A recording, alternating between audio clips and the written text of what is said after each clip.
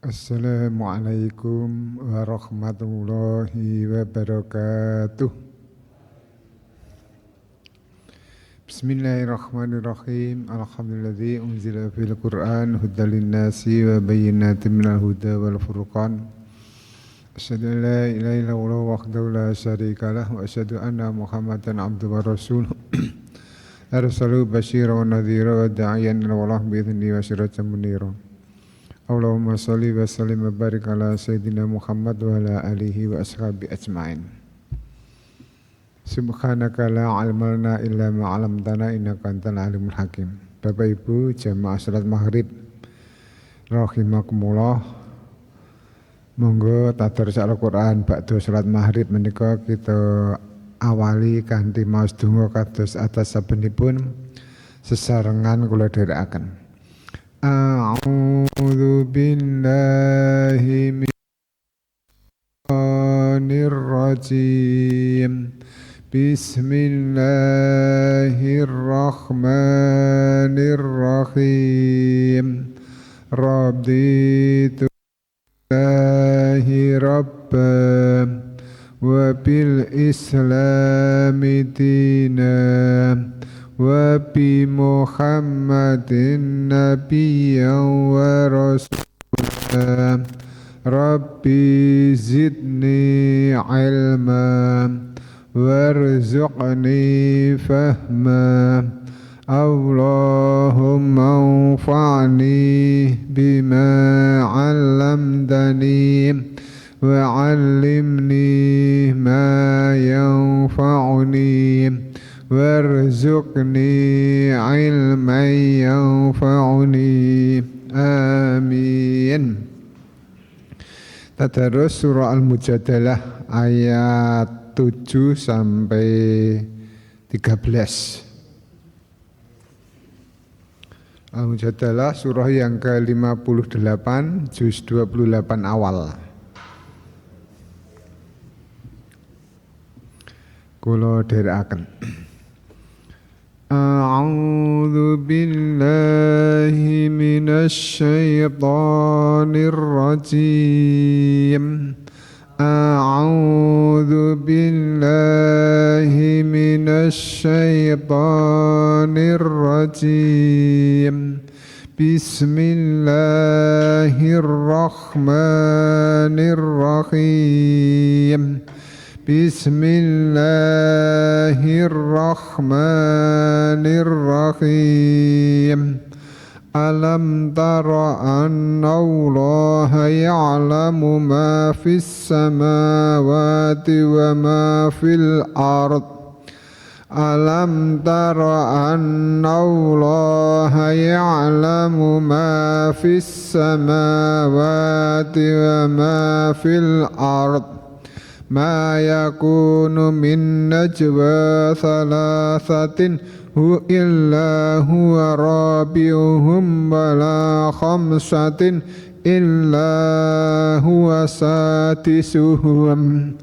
Ma yakunu min najwa thalathatin illa huwa rabi'uhum wa la khamsatin illa huwa sadisuhum wa la adna min dhalika wa la akthara illa huwa ma'ahum aynama kanu wa la adna min dhalika wa la akthara illa huwa ma'ahum aynama kanu thumma yunabbi'uhum bima amilu yawmal qiyamah. Thumma yunabbi'uhum bima amilu yawmal qiyamah. Inna Allaha bikulli syai'in alim. Inna Allaha bikulli syai'in alim. Alam tara ilal ladzina nuhu 'anil najwa thumma ya'uduna lima nuhu anhu wa yatanajawna bil ismi wal 'udwani wa ma'siyatir rasul. Alam tara ilal ladzina nuhu 'anil najwa thumma ya'uduna lima nuhu anhu wa yatanajawna bil ismi wal 'udwani wa ma'siyatir rasul. Wa idza ja'uka hayyuka bima lam yuhayyika bihillahi wa yaquluna fi anfusihim laula yu'adzibuna Allahu bima naqul. Wa idza ja'uka hayyuka bima lam yuhayyika bihillahu wa yaquluna fi anfusihim laula yu'adzibuna Allahu bima naqul. Hasbuhum jahannam yaslawnaha wa bi'sal masir ya ayyuhalladzina amanu idza tanajaitum fala tatanajaw bil ismi wal udwani wa ma'siyatir rasul. Ya ayyuhalladzina amanu idza tanajaitum fala tatanajaw bil ismi wal udwani wa ma'siyatir rasul wa tanajaw bil birri wat taqwa wa ma'siyatir rasuli wa tanajaw bil birri wat taqwa wattaqullaha alladzi ilaihi tuhsyarun wattaqullaha alladzi ilaihi tuhsyarun. Innaman najwa minas syaitani liyahzunal ladzina amanu wa laysa bidarrihim syai'an illa biiznillah. Innaman najwa minas syaitani liyahzunal ladzina amanu wa laysa bidarrihim syai'un illa biiznillah. Wa 'alallahi falyatawakkalul mu'minun wa 'alallahi falyatawakkalul mu'minun. Ya ayyuhalladzina amanu idza qila lakum tafassahu fil majalisi fafsahu yafsahillahu lakum. Ya ayyuhalladzina amanu idza qila lakum tafassahu fil majalisi fafsahu yafsahillahu lakum.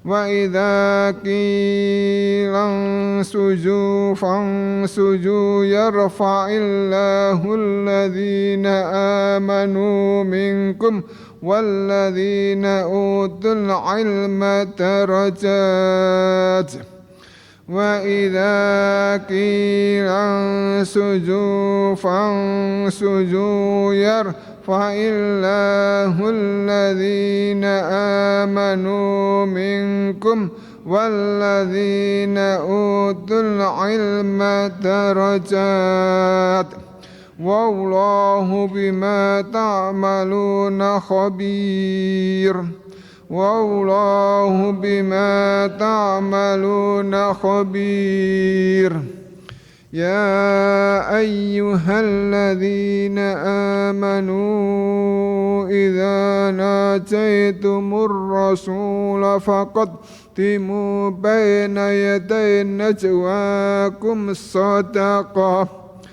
يا أيها الذين آمنوا إذا ناجيتم الرسول فقدموا بين يدي نجواكم صدقة ذلك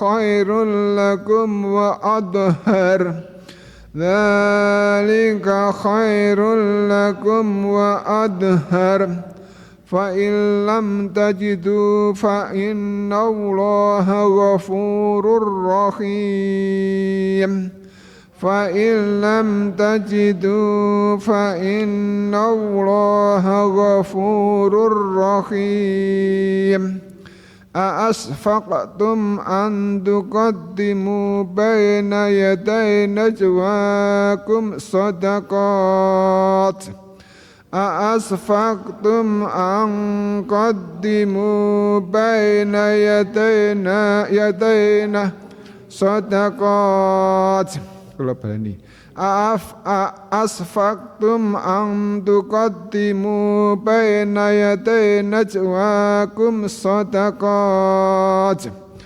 أأشفقتم أن تقدموا بين يدي نجواكم صدقات فإن لم تفعلوا وتاب الله عليكم فأقيموا الصلاة وآتوا الزكاة وأطيعوا الله ورسوله فإذ لم تفعلوا وتاب الله عليكم فأقيموا الصلاة وآتوا الزكاة وأطيعوا الله ورسوله والله خبير بما تعملون والله خبير بما تعملون. Shadaqallahul azim. Allahumma rahmana bil Qur'an. Alhamdulillahirrahmanirrahim. Sudah kita baca beberapa ayat dari Al-Quran. Mudah-mudahan menjadi bagian amal kebajikan, amal soleh yang diterima Allah subhanahu wa ta'ala, dan menjadi pemberat nanti ketika amal-amal ditimbang. Fa amma man thaqulat mawazinuh fa huwa fi 'ishatir radiyah. Bapak Ibu yang berbahagia rahimakumullah, kita lanjutkan terjemah surah Yunus sekarang ayat 57 dan seterusnya. Ayat 57 dan seterusnya. Allah berfirman, A'udzu billahi minasyaitonir rajim. Ya ayyuhan nasu qad ja'atkum mau'izatun mir rabbikum wa shifaa'un lima fis sudur wa hudan wa rahmatun lil mu'minin. Hai seluruh manusia, sesungguhnya telah datang kepada kamu pengajaran dari Tuhan kamu dan obat bagi apa yang terdapat dalam dada, dan petunjuk serta rahmat bagi orang-orang mukmin. Kelompok ayat ini kembali kepada persoalan pertama yang disinggung oleh surah ini, yang sekaligus menjadi salah satu topik utamanya, yakni keheranan mereka atas turunnya wahyu kepada Nabi Muhammad SAW terhadap mereka setelah bukti kebenaran Al-Quran dipaparkan bahkan ditantangkan kini kepada semua manusia. Ayat ini menyampaikan fungsi wahyu yang mereka ingkari dan mereka lecehkan itu. Mereka adalah kaum musyrikin. Hai seluruh manusia, yang dipanggil adalah seluruh manusia, di mana dan kapanpun sepanjang masa status manusia itu masih disandang, sadarilah bahwa sungguhnya telah datang kepada kamu semua pengajaran yang sangat agung dan bermanfaat dari Tuhan pemelihara dan pembimbing kamu, yaitu Al-Qur'anul Karim. Yang disebut sebagai pengajaran di sini adalah Al-Qur'anul Karim, dan obat yang sangat ampuh bagi apa, yakni penyakit-penyakit kejiwaan yang terdapat dalam dada, yakni hati manusia, dan petunjuk yang sangat jelas menuju kebenaran dan kebajikan, serta rahmat yang amat besar lagi melimpah bagi orang-orang mukmin. Kata mau'idhah yang artinya peringatan menyangkut kebaikan yang menggugah hati serta menimbulkan rasa takut. Peringatan itu oleh ayat ini ditegaskan bersumber dari Allah Subhanahu wa ta'ala yang merupakan Rabbikum, yakni Tuhan pemelihara kamu. Dengan demikian pastilah tuntunannya sempurna, tidak mengandung kekeliruan, bagi lagi sesuai dengan sasaran yang dituju. Ayat ini menegaskan bahwa Al-Quran adalah obat bagi apa yang terdapat dalam dada. Penyebutan kata dada yang diartikan dengan hati menunjukkan bahwa wahyu ilahi itu berfungsi menyembuhkan penyakit-penyakit rohani seperti ragu-ragu, dengki, takabur, dan semacamnya. Memang oleh Al-Quran hati ditunjuknya sebagai wadah yang menampung rasa cinta dan benci, berkehendak dan menolak. Bahkan hati dinilai sebagai alat yang mengetahui. Hati itu juga mampu melahirkan ketenangan dan kegelisahan, serta menampung sifat-sifat baik dan sifat yang terpuji. Sementara ulama memahami bahwa ayat-ayat Al-Quran juga dapat menyembuhkan penyakit-penyakit jasmani. Mereka merujuk kepada sekian riwayat yang diperselisihkan nilai dan maknanya, antara lain yang diriwayatkan oleh Ibnu Mardawai melalui sahabat Nabi Ibnu Mas'ud radhiyallahu anhu yang memberitakan bahwa ada seorang yang datang kepada Nabi SAW yang mengeluhkan dadanya.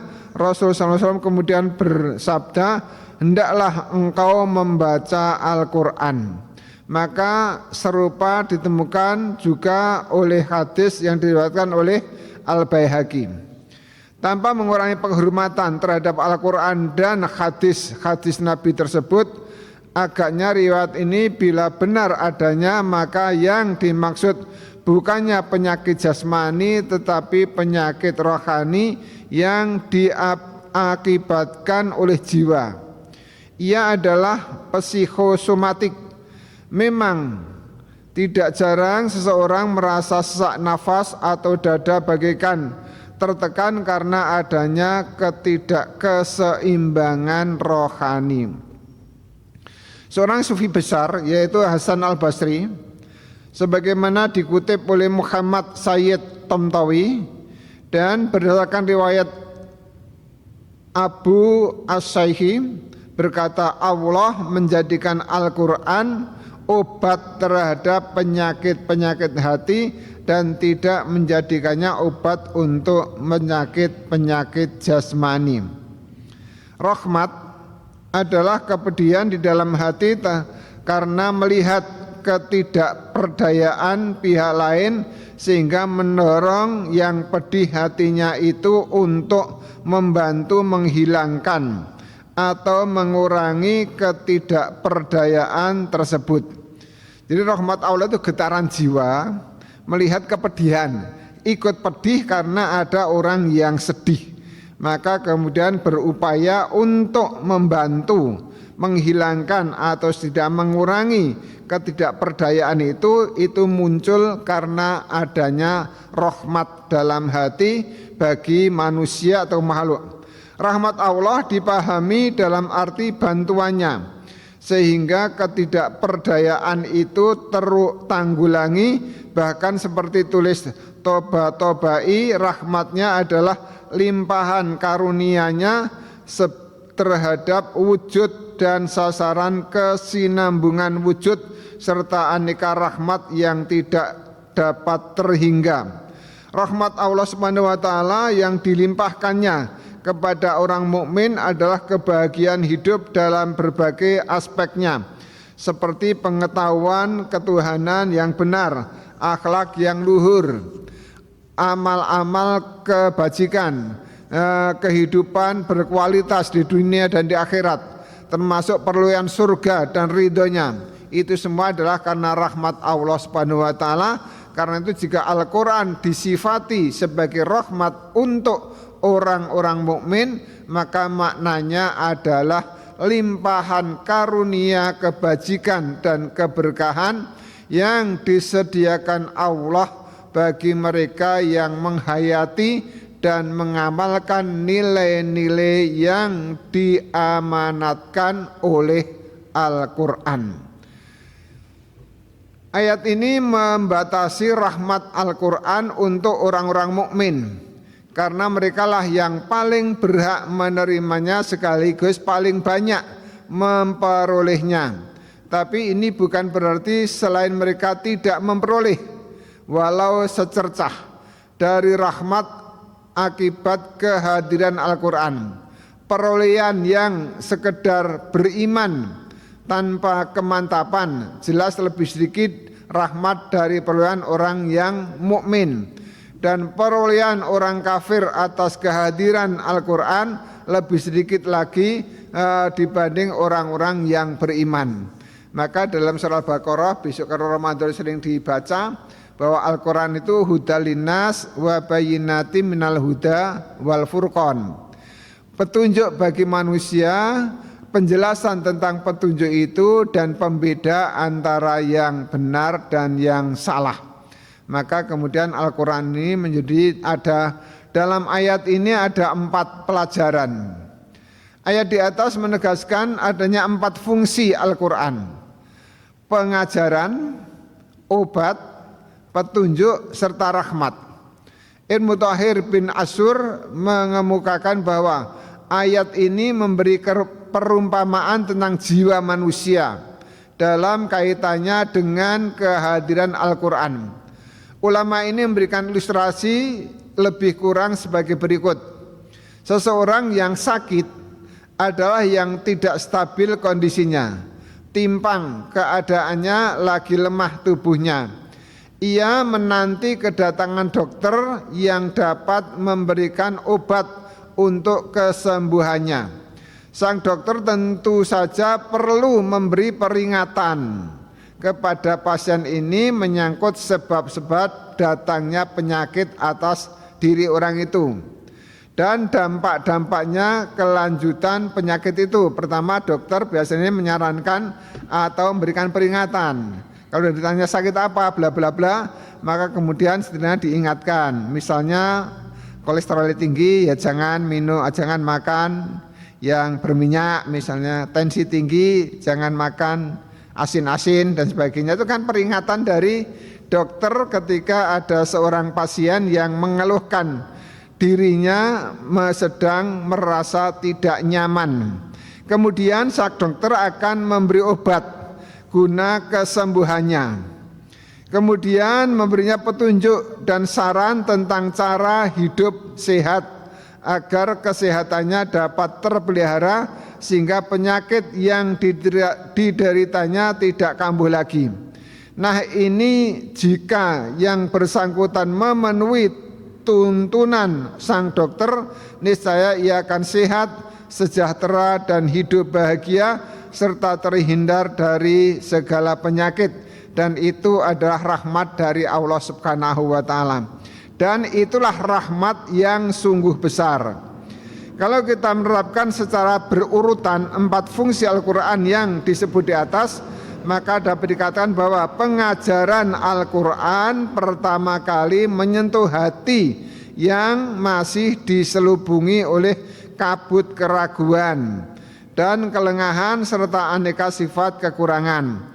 Dengan sentuhan pengajaran itu, keraguan berangsur sirna dan berubah menjadi keimanan. Itu pengajaran, kelengahan beralih sedikit demi sedikit menjadi kewaspadaan. Demikian dari saat ke saat sehingga ayat Al-Quran itu betul-betul menjadi obat bagi aneka penyakit-penyakit rohani. Dan di sini juga seorang akan menjadi lebih siap meningkat dan meraih petunjuk serta pengetahuan yang benar dan makrifat tentang Tuhan. Ini membawa kepada lahirnya akhlak luhur, amal-amal soleh yang mengantar seorang meraih kedekatan kepada Allah, dan ini pada gilirannya nanti mengundang rahmat yang puncaknya adalah surga dan ridha Allah Subhanahu wa taala. Jadi kalau dirunut 4 itu, pertama peringatan, pengajaran, setelah itu obat, setelah itu petunjuk, dan kemudian rahmat. Maka sudah dicontohkan kalau dalam konteks orang sakit, pertama ke dokter, dokter akan memberikan petunjuk, akan memberikan pengajaran. Kemudian berikutnya dokter akan memberikan obat, kemudian dokter akan memberikan petunjuk bagaimana supaya hidup sehat. Dan kemudian dengan sehat itu merasa bahagia, itu adalah rahmat dari Allah Subhanahu wa taala. Atau dalam kehidupan kita sebagai pribadi muslim, pertama kita dengan Al-Qur'an dapat pelajaran dari Allah Subhanahu wa taala. Kita dengan kesungguhan belajar dari Al-Qur'an, maka hati akan menjadi lebih gampang tentram dan damai. Kemudian dari situ berarti akan menerima petunjuk dari Allah Subhanahu wa taala. Dengan petunjuk Allah itu kita akan melihat rahmat, dan puncaknya adalah dapat surga dan ridha Allah Subhanahu wa taala. Demikian yang diungkapkan oleh para ulama dalam menafsirkan surah Yunus ayat 57. Kemudian ayat 58. A'udzubillahi minasyaitonir rajim. Qul bi fadlillahi wa bi rahmatihi fabidzalika falyafrahu huwa khairum mimma yajma'un. Katakanlah, dengan karunia Allah dan dengan rahmatnya, maka disebabkan itu hendaklah mereka bergembira. Ia lebih baik daripada apa-apa yang mereka kumpulkan. 2 hal, yaitu dengan karunia Allah, kemudian juga dengan rahmat Allah. Maka dari 2 itu hendaklah mereka bergembira, karena keduanya lebih baik dari apa yang mereka kumpulkan. Nanti yang disebut di sini sebagai gambaran dari tafsir Al-Misbah, pesan, kesan dan keserasian Al-Quran, akan disebutkan tentang apa saja atau bagaimana yang disebut fadilah, karunia, dan bagaimana rahmat itu apa dalam konteks keserasian tafsir Al-Misbah, pesan, kesan dan dari Al-Quran. Setelah menegaskan fungsi Al-Quran yang demikian agung dan multi manfaat, serta sangat jauh dari tuduhan bahwa Al-Quran itu adalah hasil sihir seseorang, sebagaimana tuduhan mereka orang musyrikin yang terbaca pada awal surah ini. Maka kepada Nabi SAW diperintahkan menghimbau seluruh manusia agar menyambut kitab suci itu dengan sukacita. Katakanlah wahai Muhammad kepada seluruh manusia, hendaklah mereka bergembira dengan karunia Allah yakni Al-Quran, dan dengan rahmat Allah yakni tuntunan Islam. Jadi di sini lebih digarisbawahi bahwa yang disebut karunia Allah itu adalah diturunkannya Al-Quran 30 juz sebagai petunjuk bagi manusia, juga penjelasan tentang petunjuk itu dan pembeda antara yang benar dan salah, dan juga fungsi Al-Quran di surah Yunus 57, dan rahmat itu adalah tuntunan Islam. Dan kita alhamdulillah tentu sangat bersyukur kepada Allah Subhanahu wa taala bahwa kita cinta Al-Quran dan juga kemudian kita cinta dengan Islam. Artinya dua hal terbesar yang Allah berikan kepada orang-orang yang dipilih oleh Allah dalam surah Fatir ayat 32, yaitu mereka-mereka yang dipilih oleh Allah itu kemudian diberi hidayah oleh Allah untuk bisa menerima pesan-pesan dan nasihat-nasihat pelajaran dalam Al-Quran, dan kemudian sebagai karunia Allah, dan juga diberikan rahmat yakni menerima dengan senang tuntunan Islam menjadi pedoman dalam meraih atau meniti kehidupan di dunia dalam rangka untuk mendapatkan kebahagiaan di alam akhirat mereka.